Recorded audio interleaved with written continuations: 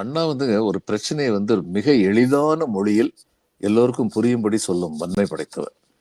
இப்ப அன்எம்ப்ளாய்மெண்ட் இருக்கக்கூடாது ஒரு நாட்டில், அது டெஸ்ட்ரக்டிவ் அப்படிங்கிறதுக்கு அவர் எழுதின அந்த 2 வாக்கியங்கள் அந்த அளவுக்கு சுருக்கமா யாருமே இன்னைக்கு வரைக்கும் சொன்னதில்லை. அவர் என்ன சொன்னாரு, வீதியோரங்களிலே வேலையற்றதுகள், வேலையற்றவர்கள் சொல்ல, வேலையற்றதுகள் ஒரு அகிரணை ஃபார்ம்ல, வீதியோரங்களிலே வேலையற்றதுகள், வேலையற்றதுகளின் உள்ளங்களிலே வீணான சிந்தனைகள், இவ்வளவுதான் சொன்னார். நீங்க நேச்சுரலிசம் எல்லாத்துக்கும் ஆரிஜின் பாத்தீங்கன்னா இதுல இருந்து ஆரம்பிக்குது, சந்தேகமே இல்லாம. அப்போ அதே மாதிரி தான் அவர் சொன்ன எல்லா விதமான சப்ஜெக்டையும் அவர் ஹேண்டில் பண்ணும்போதோ அவர் சொன்ன ரத்தன சுருக்கமா சொன்னார் பாருங்க. இதுல எவ்வளவு அழகா சொன்னாரு. இந்திய இறையாண்மையை பாதுகாக்க வேண்டும், நிச்சயமாக அதற்கான முழு அதிகாரமும் ஒன்றிய அரசுக்கு அளிக்கப்பட வேண்டும். நீங்க பாருங்க.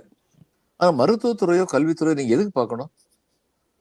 இப்ப இன்னொரு டிராஜடி என்னன்னா, பல மாநிலங்கள்ல இன்க்ளூடிங் தமிழ்நாடு, மருத்துவமும் கல்வியும் அரசின் கடமையாக இருக்க வேண்டும். நிச்சயமா கள்ளுக்கடை அரசின் கடமையாக இருக்கக்கூடாது. ஆனா என்ன ஆச்சுன்னா, இன்னைக்கு கள்ளுக்கடை அரசின் கடமையாக இருக்கிறது, அரசின் பொறுப்பில் இருக்கிறது, மருத்துவமும் கல்வியும் வந்து பின்னுக்கு தள்ளப்பட்டு கொண்டிருக்கின்றன. இந்த மாதிரியான சூழலை இன்னைக்கு உருவாக்கிட்டு இருக்கு. இதுவும் தவறு. கல்வி மருத்துவம் இதுல ஒரு அரசினுடைய பங்களிப்பை முற்றிலுமாக கைவிட வேண்டும் அப்படிங்கிறது தான்